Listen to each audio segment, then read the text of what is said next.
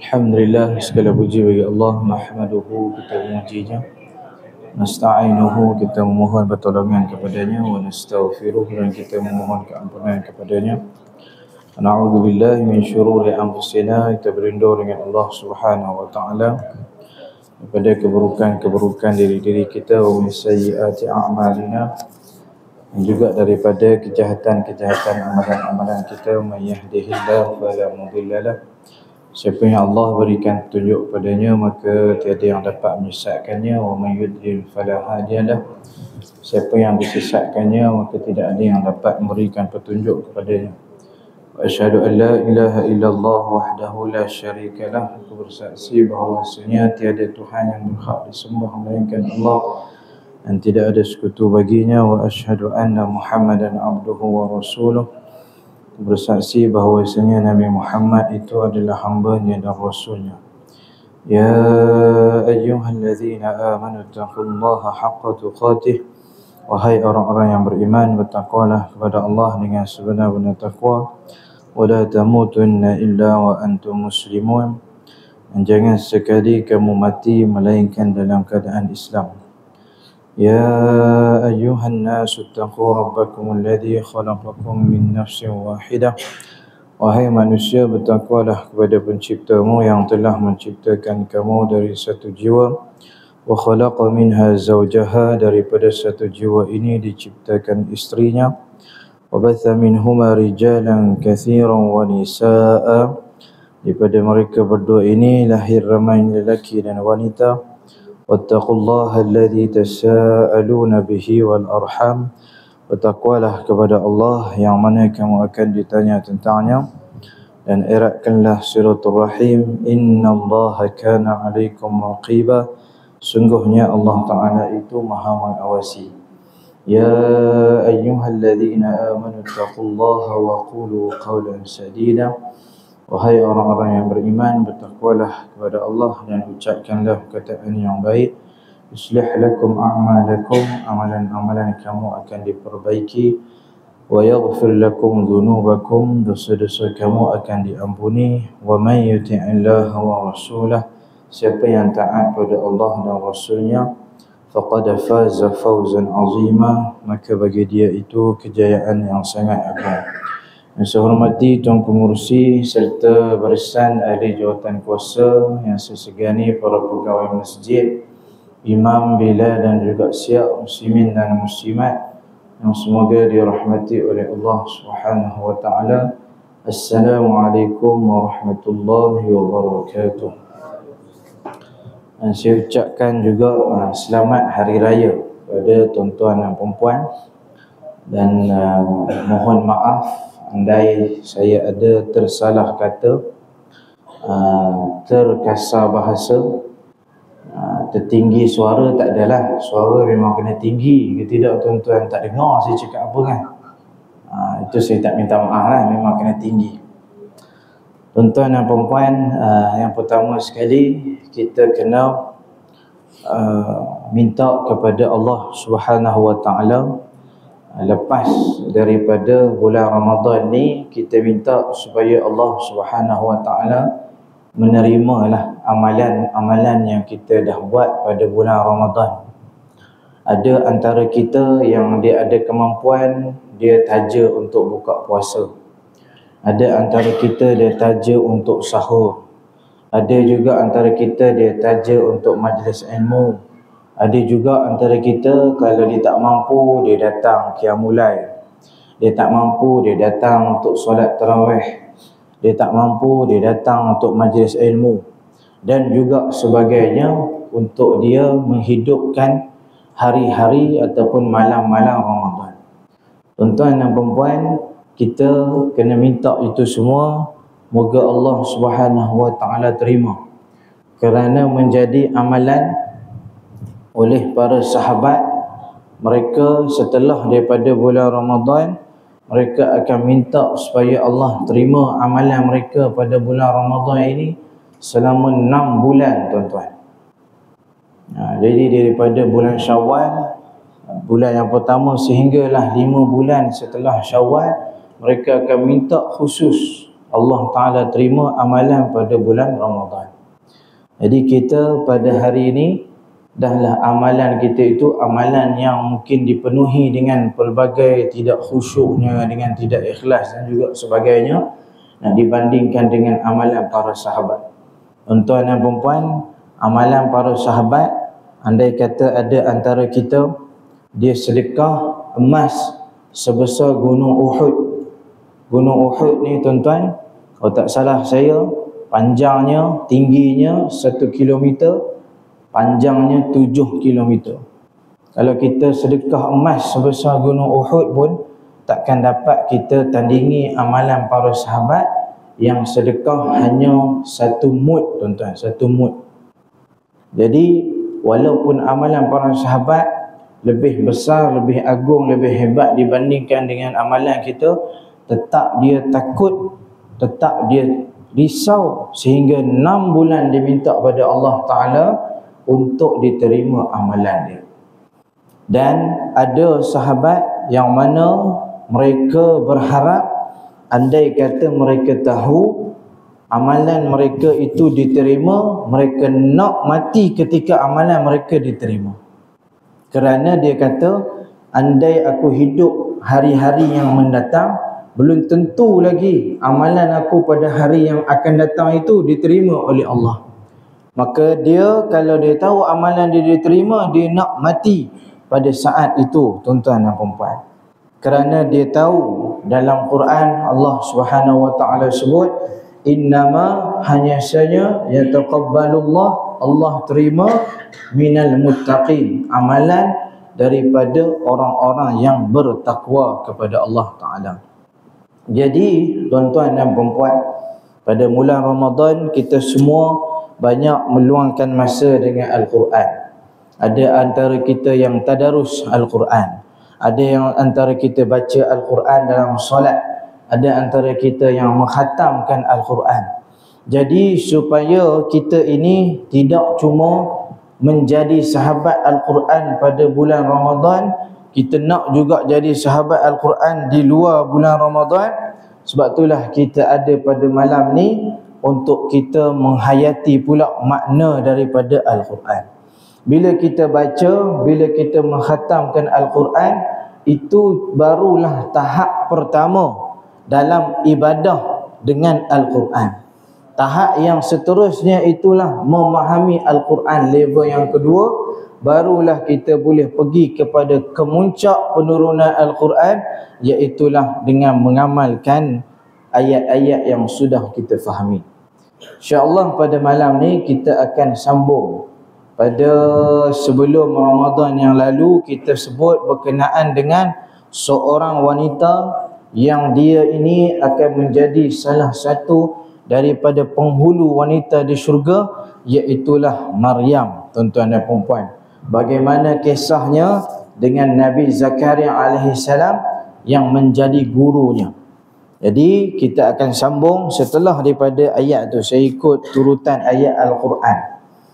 Kita pada surah Ali Imran ayat yang ke-45, di mana Allah Subhanahu wa taala menyebut إذ قالت الملائكة. Ingatlah ketika mana berkata malaikat-malaikat. Di sini tuan-tuan, ulama tafsirkan dengan ayat yang lain, iaitulah malaikat Jibril alaihi salam. إذ قالت الملائكة, ketika berkata Jibril alaihi salam kepada siapa? Kepada Maryam. Kata dia, ya Maryam. Apa maksud nama Maryam? Mungkin ada anak kita nama Maryam, isteri nama Maryam, kawan nama Maryam. Jadi maksud Maryam adalah khadimatur Rabb, khidmat ataupun pengkhidmat kepada Allah Subhanahu wa taala. Penolong Allah Subhanahu wa taala, itu maksud Maryam. Ya Maryam, kata Jibril alaihi salam, innallah, sesungguhnya Allah, yubashiruki, telah memberikan berita gembira kepada kamu, bikalimatim min, dengan kalimah daripadanya. Siapa ini tuan-tuan? Iaitulah Nabi Isa alaihi salam. Kenapa Nabi Isa AS disebut sebagai kalimah? Kenapa tak disebut sebagai anak? Kalau kisah Nabi Zakaria masa dia minta anak, Allah Subhanahu wa taala sebut bighulam, innallaha yubashshiruka bighulam, dengan seorang, sungguhnya Allah Ta'ala memberikan berita gembira pada kamu dengan seorang budak lelaki. Tapi untuk Maryam alaihassalam, Allah kata sesungguhnya Allah memberikan berita gembira kepada kamu dengan kalimah, bukan dengan budak lelaki, dengan kalimah daripadanya. Kenapa Nabi Yahya disebut ghulam? Kenapa Nabi Isa disebut sebagai kalimah? Kerana Nabi Isa alaihi salam itu lahir tanpa air mani, iaitulah dia lahir dengan kalimah Allah Subhanahu wa taala, iaitulah kata kun. Kalimah kun tu, tuan-tuan dan puan-puan. Jadi berlaku salah faham. Ada yang sebut, contoh dia nak cakap kan, dia nak bagus, dia nak cakap tentang kebesaran Allah Subhanahu wa taala. Contoh dia kata Allah Subhanahu wa taala kata kun fayakun, habislah dia. Kun fayakun, jadilah benda tu. Jadi sebenarnya tak betul. Sepatutnya dia kata Allah kata kun. Allah kata kun je, Allah tidak kata kun fayakun. Kadang-kadang kita sebut kun fayakun, selesai masalah. Tak tuan-tuan, kun sahaja. Kun tu maksudnya jadilah. Fayakun tu maksudnya maka jadilah. Jadi kun tu, fayakun tu adalah akibat daripada perkataan kun. Disalah kalau kita sebut Allah kata kun fayakun. Allah cuma kata kun, kemudian fayakun, maka jadilah. Jadi Nabi Isa AS disebut sebagai kalimah. Sebab apa dalam ayat ni?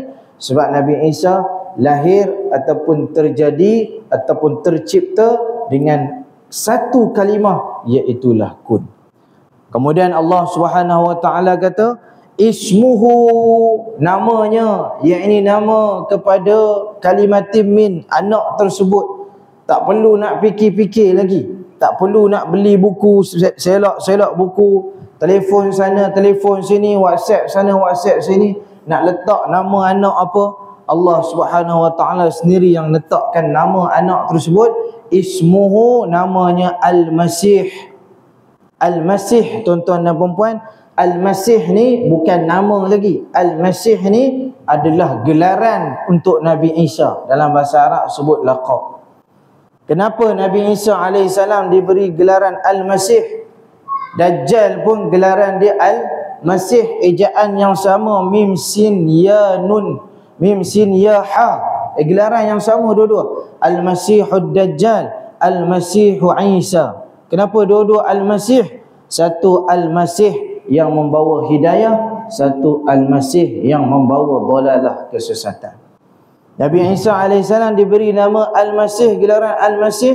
Antara tafsiran yang terkenal adalah Nabi Isa AS mukjizat baginda. Apabila baginda menyentuh sesuatu, maka perkara tersebut akan jadi baik. Contoh, satu orang ada sakit, Nabi Isa AS sentuh, maka akan sembuhlah penyakit orang tersebut. Ad-Dajjal, Masihud Dajjal. Kenapa Dajjal sebut Al-Masih juga? Al-Masih ni tuan-tuan maksudnya sentuh. Kenapa Dajjal jadi Al-Masih? Kerana tidak ada satu permukaan di atas muka bumi ni melainkan tanah haram kecuali Dajjal akan sentuh. Sebab tu Dajjal disebut Al-Masih, dia akan sentuh setiap permukaan muka bumi kecuali tanah haram. Okey, itu gelaran Nabi Isa AS. Allah sebut gelaran dia Al-Masih.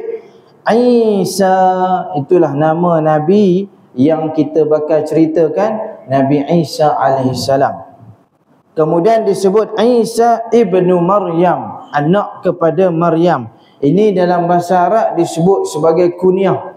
Jadi ada laqab, ada isim, ada kunyah. Kunyah ni apa tuan-tuan dan puan-puan?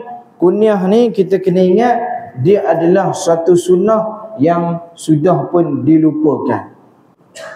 Sunnah yang telah pun ditinggalkan oleh kebanyakan orang Islam. Apa itu kunyah? Kunyah itu adalah apabila kita meletakkan gelaran ataupun menamakan diri kita dengan anak kita yang pertama. Contoh tuan-tuan, anak pertama tuan-tuan apa? Nama apa? Nama Faris ke contoh kan? Abu Faris, letak nama Abu ke depan, Abu Faris. Nama apa? Anak perempuan, anak yang pertama nama Maryam, letak nama depan Abu Maryam. Sunat tu tuan-tuan. Tuan-tuan buka Facebook tuan-tuan sekarang, tukar nama sekarang juga. Nak dapat pahala sunat. Biarlah orang tak kenal lepas tu. Payah sikit orang nak tengok gambar-gambar kita nak buat benda-benda pelik ke apa kan. Kalau orang perempuan pula, Ummu, letaklah nama anak pertama nama apa? Ummu, katalah anak pertama dia nama apa? Atikah, letak Ummu Atikah. Anak dia lelaki, Ummu apa? Ummu Zaid contohnya, anak dia nama Zaid. Sunat tuan-puan, letak nama tersebut. Kalau kita tak nak tukar nama Facebook pun kan, takut orang dah kenal, ustaz, saya follower saya dah 20k kat Facebook. Saya sikit lagi nak dapat blue tick tu ustaz. Jadi saya tak nak tukar nama. Tukar nama WhatsApp kawan-kawan. Nama WhatsApp kan, tukar nama WhatsApp tak bagi kesan insya-Allah. Sebab WhatsApp, nombor WhatsApp ni biasanya orang save terus nombor kita. Yang tak save ni biasanya dia meluat kat kita baru dia tak save. Ada. Jadi kalau dia kenal kita, dia nak berhubung dengan kita, dia akan save nombor kita. Jadi kalau secara umum orang akan kenal nama kita Abu sekian. Kalau orang yang betul save nak kontak kita, dia akan tahulah, dia save lah ikut suka dia. Dia nak save apa tuan-puan. Jadi itu sunat untuk kita menggunakan kunyah. Muslimin dan muslimat, kunyah bagi Nabi Isa alaihi salam itulah Ibnu Maryam, anak kepada Maryam. Baik, kata Allah Subhanahu wa taala, Isa bin Maryam ini di mana dikatakan oleh Yahudi sebagai anak zina. Nauzubillah min zalik. Dikatakan juga oleh Nasrani, Yahudi menghina Nabi Isa, kata anak zina. Nasrani pula mengangkat Nabi Isa AS sampai jadi anak Tuhan. Adapun Islam mudah, Nabi Isa AS anak kepada Maryam AS.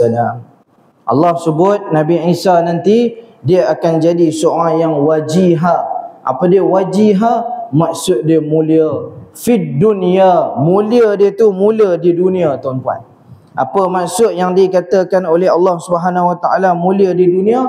Kerana nanti Nabi Isa alaihi salam dialah yang akan Al-Masih Isa yang akan membunuh Al-Masih Ad-Dajjal. Itu kemuliaan yang pertama.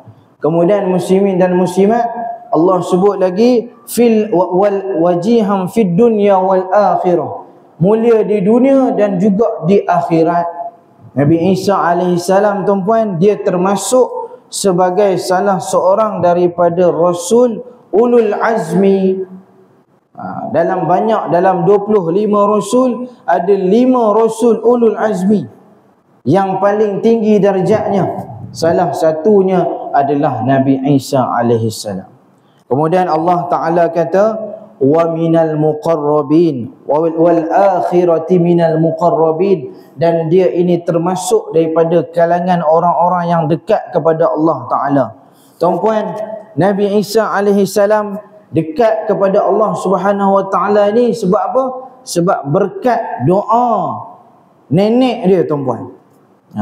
Dekat doa tok dia. Ketika mana ibu pada Nabi ibu kepada Maryam, nama Hannah kalau siapa ingat lagi. Ketika mana dia lihat ada burung yang beri makan pada anaknya, kemudian dia ketika tu umur dah tua, terdetik dalam hati dia teringin nak ada anak, maka Allah datangkan semula darah haid dia. Kemudian bila mana dia melahirkan Maryam, yang mana diharapkan Maryam ni sebagai seorang lelaki, kemudian dia baca doa, inni au'izuha, sesungguhnya aku mohon perlindungan untuknya, bika denganmu, yakni dengan Tuhan, wa zurriyataha, dan juga dengan zuriat dia. Nampak tak tuan-puan? Lahir je anak dia, terus tok dia doa bukan untuk anak dia, doa juga untuk anak yang akan lahir daripada anak tersebut, iaitu cucu minasyaitanir rajim, daripada syaitan yang direjam. Berkat doa tok dia tuan-puan, berkat doa mak kepada Maryam, lahirlah Nabi Isa alaihi salam menjadi orang yang dekat kepada Allah Subhanahu wa taala. Jadi muslimin dan muslimat, kita dalam doa jangan hadkan doa kita hanya untuk anak, tetapi luaskanlah doa kita untuk cucu kita sekali, seperti mana yang dilakukan oleh Hannah ibu kepada Maryam. Kemudian Allah Subhanahu wa taala sebut antara kehebatan ataupun antara, dia tak boleh sebut sebagai mukjizat sebab dia belum lagi jadi nabi, dia sebut sebagai irhas. Suatu perkara yang ajaib berlaku kepada nabi yang belum dilantik menjadi nabi, dia sebut irhas. Kalau sudah menjadi nabi, disebut sebagai mukjizat. Allah kata wa yukallimun nasa fil mahdi, dia berbicara dengan manusia ketika dalam buaian. Tuan-tuan dan puan-puan, ada 7 bayi yang mana boleh bercakap ketika kecil. Antaranya yang paling famous Nabi Isa alaihissalam. Lagi iaitulah satu orang budak, tuan-puan, ni yang saya sebut dalam riwayat Bukhari dulu ada 3. Satu orang bayi yang ibu dia tengah menyusukan dia. Kemudian ibu dia nampak ada satu orang lelaki yang duduk yang sedang menunggang kuda dia. Ada juga pengikut-pengikut dia. Nampak lambang kekayaan, lambang kemegahan dekat situ. Maka ibu dia masa tengah menyusu tu berdoa, ya Allah, kau jadikanlah anakku ini seperti lelaki tersebut. Itu satu doa. Kemudian apa yang bayi dia buat, teman? Bayi dia melepaskan susu. Bayi dia minta supaya jangan dia itu dijadikan seperti lelaki tersebut. Bayi yang boleh bercakap. Kemudian datang pula seorang wanita yang mana dia telah dipukul oleh orang-orang kampung ketika tu. Seorang wanita yang kulitnya pun gelap, dituduh sebagai penzina. Ibu dia pun berdoa, ya Allah, jangan jadikan bayi aku seperti wanita tersebut. Anak dia balas balik, bayi kecil tadi balas balik. Dia doa, ya Allah, jadikanlah aku seperti dia. Jadi ibu dia pun tak faham. Ibu dia minta jadi orang yang baik-baik. Ibu dia minta jadi orang yang ada harta. Bayi ni pula minta jadi orang yang dipukul. Jadi orang yang tidak ada rupa. Maka bayi tadi ni bercakap dengan ibu dia. Bayi tadi ni kata, yang ibu minta saya jadi seperti dia, dia itu telah dilanda penyakit kesombongan. Yang mana disebabkan kesombongan dia itu, dia akan masuk ke dalam neraka Allah Subhanahu wa taala. Dan yang ibu tengok tadi, satu orang wanita yang berkulit gelap kemudian dipukul oleh orang-orang, dia itu sebenarnya seorang wanita yang suci, tetapi dia telah pun difitnah sehingga dia dipukul, dan dia akan dimasukkan syurga oleh kerana hal tersebut. Jadi sebab itulah tuan-tuan dan puan-puan, kita kalau boleh minta apa-apa untuk anak kita ni, jangan minta spesifik sangat. Macam mak tadi minta jadi macam orang tu, macam orang ni, jadi orang kaya macam tu. Jangan jadi macam ni, jangan jadi macam tu, jangan spesifik, jangan tuan-puan. Kalau boleh kita minta secara umum. Sebab macam mak tadi lah, mana mak tadi tahu laki tadi ni masuk neraka? Mana mak tadi ni tahu yang perempuan tadi ni akan masuk ke dalam syurga? Itu Nabi Isa alaihissalam. Yang kedua, tuan-tuan dan puan-puan, bayi yang menolak doa ibunya. Yang ketiga, muslimin dan muslimat, dalam riwayat Al-Bukhari menyebut, iaitulah bayi sahibu Juraish. Juraish, tuan-tuan dan puan-puan, dia hidup sebelum zaman Nabi SAW. Juraish ni cerita yang terkenal, dia seorang abid yang bersungguh-sungguh ibadat dalam mihrab dia. Sehingga kan ibu dia sudah datang pada dia, manggil nama dia lebih kurang 3 kali dan dia tidak menyahut. Bila dia dengar ibu dia panggil, dia rasakan ibadah yang dia buat tu lebih utama daripada panggilan ibu dia. Jadi tuan-tuan dan puan-puan, daripada sini kita dapat ambil faedah, andai kata kita tengah semayang sunat, yang panggil tu ibu kita, kita kena batalkan semayang sunat kita. Kalau itu semayang fardu, kita teruskan sembahyang kita. Melainkan kalau kita dengar bunyi dah lain lah tuan-puan. Lain orang panggil minta tolong bagi air dengan jatuh bilik air, lain bunyi dia. Jangan pula wala kita duduk tengah semayang fardu, bunyi tu, na'udzubillah min zalik, bunyi tu bunyi jatuh bilik air. Tak boleh. 1 rakaat je lagi, sayang lah. Penat dah 3 rakaat, tak boleh tuan-tuan. Tapi kalau semayang sunat, biarpun tahiyat akhir, dengar mak panggil tuan-puan, kita sahutlah mak dulu. Berdasarkan kisah Jurash. Jadi mak dia ni kecewa. Bila anak dia ni, dia datang 3 kali datang, 3 kali tak sahut panggilan dia, dia pun doa pada Allah Ta'ala. Ini powerfulnya doa mak. Sebab tu mak, tuan-tuan dan perempuan, jangan kata pelik-pelik kat anak. Takut-takutlah jadi makbul. Mak dia kata, ya Allah, kau jangan matikan anak aku ini sebelum sempat dia bertemu dengan pelacur. Jadi ada pelacur di bandar tu, dia dengar orang-orang ni duk bercakap. Dia kata, engkau tahu tak, Jurash ni, dia punya ibadah, level dia ibadah, sampai mak dia panggil pun dia abaikan. Dia punya fokus ibadah. Jadi pelacur ni dia rasa macam tercabar. Dia rasa, oh tak apa, kalau macam tu, kalau mungkin mak dia panggil, mungkin dia tak keluar. Kalau aku panggil, mungkin dia keluar. Jadi dia nak test power. Nak tengok Jurash ni akan tergoda tak dengan dia. Jadi dia pun pergilah untuk menggoda Jurash. Jurash, tuan-tuan dan perempuan, dia bukan satu orang yang munafik. Mak panggil tak dengar, orang perempuan, orang lain panggil dengar pula. Bukan. Sama juga, dia tak layan. Jadi pelacur tadi ni, dia telah pun berjumpa dengan lelaki yang lain, dia berzina dengan lelaki tersebut. Maka daripada penzinaan itu, lahirlah seorang bayi. Bila lahir bayi ni, pelacur tadi kata, bila ditanya pada orang, anak siapakah ini? Dia tuduh anak ni anak Jurash. Orang-orang kampung tuan-puan tak ada buat siasatan dah. Terus pergi balonnya. Pergi balon Jurash, dia robohkan mihrab dia. Mihrab Jurash di tengah ibadah tu, orang kampung datang robohkan. Jadi bila Jurash tanya, kenapa ni kan? Dia tengah sembahyang, tuan-puan. Tiba-tiba ada orang penumbuk, entah agak-agak macam mana. Jadi dia pun tanya, kenapa ni? Dia kata, engkau berzina sehingga perempuan ini melahirkan anak engkau. Kemudian dia beritahu pada orang kampung, dia kata, bagi aku untuk solat 2 rakaat. Dia pun solat 2 rakaat. Lepas daripada dia solat, tuan-puan, dia tanya sendiri pada bayi tersebut, siapakah ayah dia? Bayi tadi ni pun bercakap. Kata bayi tu, ayah aku adalah seorang pengembala kambing. Yang pelacur tadi ni, lepas pada fras dengan Jurash, dia pergi bersama dengan lelaki lain, itulah pengembala kambing. Ini tuan-puan 3 hadis, 3 bayi yang bercakap yang disebutkan dalam Sahih Al-Bukhari. Dia ada lagi 4, saya suka juga nak kongsikan. Seterusnya yang keempat, iaitulah saksi Nabi Yusuf alaihi salam. Ketika mana Nabi Yusuf alaihi salam, muslimin dan muslimat, dia digoda oleh Zulaikha.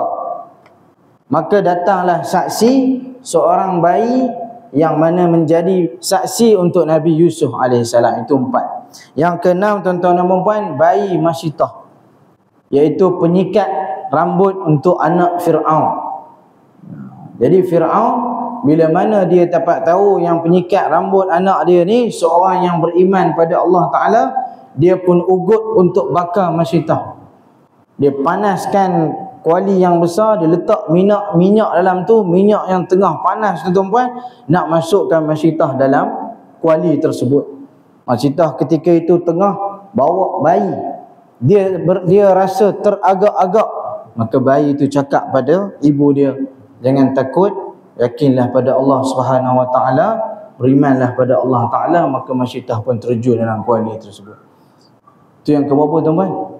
5 5 betul lah. 5. Kemudian yang ke-6, dia lebih kurang macam Masyitah, tapi ini dalam Quran. Bukan sebut dalam Quran, cuma cerita tentang Ashabul Ukhdud. Kalau tak salah saya, Ashabul Ukhdud ni dalam surah Allah Alam, surah Balad asalnya, tak ingat. Qutila Ashabul Ukhdud. Ashabul Ukhdud ni tuan-puan, mereka ini beriman pada Allah Subhanahu Wa Taala, tapi pemimpin pada ketika itu mereka korek-parit, kemudian nyalakan api dalam parit tu tuan-puan. Semata-mata untuk apa? Semata-mata untuk ugut siapa yang tak beriman dengan raja tu, akan dilemparkan masuk dalam parit yang menyala dengan api tadi. Sama juga macam Masitah, ibu tadi teragak-agak, bayi dia lah yang pujuk supaya ibu dia masuk ke dalam api tersebut. Dan yang terakhir, yang ketujuh, iaitulah Nabi Yahya alaihi salam. Dia juga dikatakan sebagai seorang bayi yang bercakap ketika kecil. Jadi tuan-puan, apa beza mereka ini semua? 7 ini, salah satunya Nabi Isa. Apa beza Nabi Isa dengan 6 bayi kecil yang lain? Yang 6 lagi ni, mereka semua kebanyakannya meninggal dunia ketika kecil. Kecuali Nabi Isa alaihissalam yang meningkat sehingga umur dewasa.